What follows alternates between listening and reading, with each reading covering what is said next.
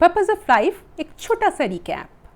हम सब की ज़िंदगी का एक मकसद है और वो मकसद हम अपनी थॉट और इमोशन को एक करके हासिल कर सकते हैं।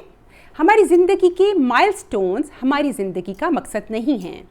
यहाँ पर एक मैं छोटी सी चीज़ ऐड करूँगी, वो ये कि जब आपको उन माइलस्टोन्स को क्रॉस करते हुए प्रॉब्लम आती है तो इट इज़ जस्ट नेचुरल कि आप डिप्रेशन, एंजाइटी, फ्रस्ट्रेशन, स्ट्रेस का शिकार होते हैं। That is being a human, वो होना चाहिए, लेकिन वहाँ पर स्टक हो जाना वो चीज़ गलत है।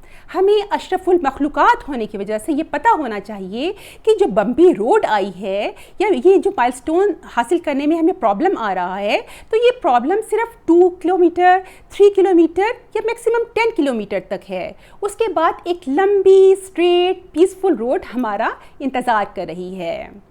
ये याद रखिएगा कि अल्लाह ताला उन लोगों की मदद कभी नहीं करता जो अपनी मदद खुद नहीं करते। और अपनी मदद खुद करने का मतलब है कि आप अपने ब्रेन और अपने हार्ट को अंडर कंट्रोल करें और इस सारी सिचुएशन को एक आजमाइश समझ के इससे निकल जाएं। अब फिर हमने ये डिस्कस किया था कि हमारी ज़िंदगी का मकसद ये है कि हम ज़िंदगी के आखिरी सांस तक ज़िंदगी को एक ब्लेसिंग समझकर खुशी के साथ गुजारें। अब ये खुशी जो है, इसका मरकज़ क्या है?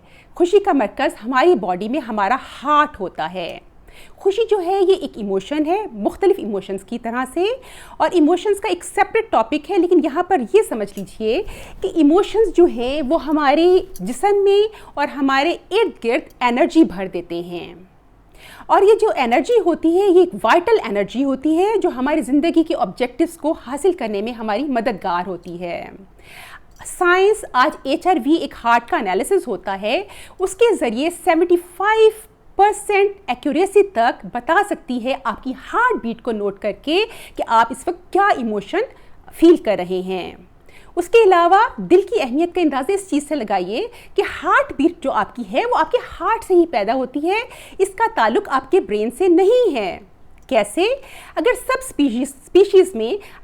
स्पीशीज़ का हार्ट अलग करके एक सॉल्ट सॉल्यूशन होता है जिसे रिंगर सॉल्यूशन कहते हैं, उसमें रख दिया जाए तो heart keeps on beating without any connection to your brain. यानी कि हार्ट जो है ये एक इंडिपेंडेंट चीज़ है। एक और चीज़ वो ये कि फीटस में अभी ब्रेन बना ही नहीं होता जबकि हार्ट बीट स्टार्ट हो जाती है, जबकि ब्रेन की इलेक्ट्रिकल एक्टिविटी तो कहीं जाके 5th-6th वीक के बाद स्टार्ट होती है। तो क्या करना है? हमने अपने दिल में खुशी लानी है। अब दिल में खुशी कैसे ला सकते हैं? उसके लिए कुछ एलिवेटेड इमोशंस होते हैं जो हमें अपने दिल में लाने पड़ेंगे, और मेरे मुताबिक वो सबसे बड़ा एलिवेटेड इमोशन जो आपको ज़िंदगी की आखिरी सांस तक मोटिवेटेड और खुश रख सकता है वो होता है लव इमोशन, मोहब्बत।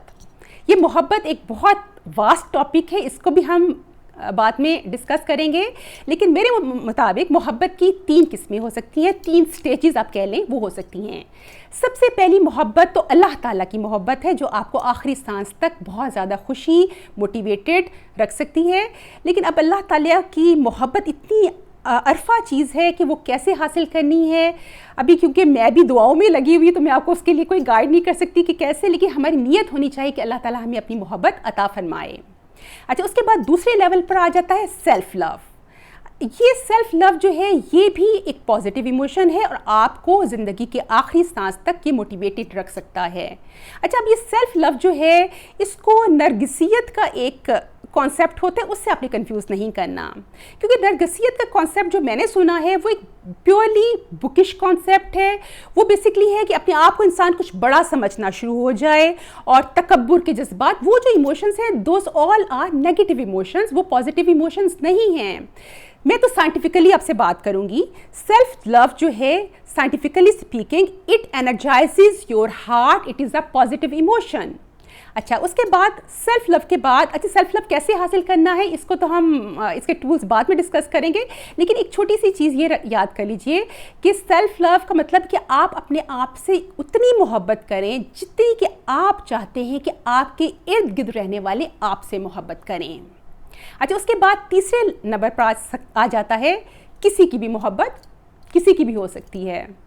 लेकिन यहाँ पर एक चीज़ याद रखिएगा कि love is a positive emotion and lust is a negative emotion. जिस तरह से लव आपकी बॉडी को एनर्जाइज करता है, आप में एनर्जी भर देता है, उसी तरह से लस्ट जो है आपकी सारी बॉडी की एनर्जी जो है उसको ड्रेन आउट कर देता है। और जहाँ कहीं लव और लस्ट मिल जाते हैं तो याद रखिएगा कि आपकी सारी vital energy is gone and you are left with depression, tension, anxiety, stress, frustration, anger and guilt. और ये सारे नेगेटिव इमोशंस हैं जो आप में जिंदा रहने की जो मोटिवेशन होती है वो ख़त्म कर देते हैं। एक हो गया लव, उसके बाद एक और एलिवेटेड इमोशन जो आपको ज़िंदगी की आखिरी सांस तक मोटिवेटेड रख सकता है, वो है ग्रेटिट्यूड, शुक्रगुजारी। Gratitude is basically the ultimate signature of receivership. यानी कि आप शुक्रगुजारी उस वक्त करते हैं जब आपको कोई चीज़ हासिल हो जाती है तो आप कहते हैं अल्लाह तेरा शुक्र। तो वो शुक्रगुजारी कैसे आएगी? जबकि आप ज़िंदगी में छोटे छोटे मकसद बनाएंगे कि हमें ये भी हासिल हो जाए, ये भी हासिल हो जाए, ये भी हासिल हो जाए। तो क्या हासिल करना है आपने? दुआ करें, प्लान बनाए, बहुत बड़ा घर हो, एक गाड़ी नहीं बहुत सारी गाड़ियाँ हो, बहुत ज़्यादा दौलत हो। आपको इस वक्त मैं मटेरियलिस्ट लग रही हूँ ना? लगनी भी चाहिए हूँ क्योंकि बात ही ऐसे कर रही हूँ। लेकिन जब कुरान में ये कह दिया गया कि इन चीज़ों की मोहब्बत इंसान के दिल में रख दी गई है तो वो मोहब्बत है। और इस चीज़ को एक तरह से लॉजिकली भी देखिए कि अल्लाह ताला ने आपको कैपेबिलिटी दी है कि आप बहुत ज़्यादा अर्न कर सकते हैं। ठीक है, बहुत अच्छी बात है, आप कॉन्टेंटेड हैं, लेकिन ये भी तो देखिए बहुत सारे दुनिया में ऐसे लोग हैं जिनको अल्लाह ताला ने ये कैपेबिलिटी नहीं दी, वो इतना अर्न नहीं कर सकते जितना आप अर्न कर सकते हैं। तो आप प्लान कीजिए, अर्न कीजिए, अनलिमिटेड अर्न कीजिए, बहुत सारी वेल्थ इकट्ठी कीजिए। उसके बाद फिर आप प्लान बनाइए कि मेरी ज़िंदगी के लिए 10%, 20%, 30%, 40% या मैक्सिमम 50% ज़रूरी है, बाकी सारा 50% जो है अल्लाह ताला के रास्ते में दे दीजिए। और ये भी एक प्रूवन चीज़ है कि जब इंसान देता है और सदका जिसको हम कहते हैं तो उससे आपका हार्ट ब्लूम करता है, आपका हार्ट ओपन होता है, आपको खुशी मिलती है। आप बड़े बड़े सदकात के जो हैं ऑब्जेक्टिव्स बनाएं। आप ये कहें कि अल्लाह ताला तो मुझे इतना दे कि मैं रमज़ान में हरमैन शरीफैन में रमज़ान में अफ्तार दस्तरखान लगा सकूं 30 के 30 दिन। आप ये प्लान करें कि मैं अल्लाह ताला स्कूल, कॉलेज, यूनिवर्सिटी, हॉस्पिटल्स बना सकूं, वहाँ पर मैं डोनेशंस दे सकूं। आप ये प्लान कीजिए कि अल्लाह ताला मैं आपके रास्ते में बहुत सारे लोगों को खाना खिला सकूं, बहुत सारे लोग जो भूखे हैं उनको खिला सकूं, मैं कुछ ऐसे लोग जिनका रोज़गार नहीं है उनको रोज़गार शुरू करवा सकूं। तो आप अर्न करें, ये ऑब्जेक्टिव्स अपनी ज़िंदगी के लिए बनाएं।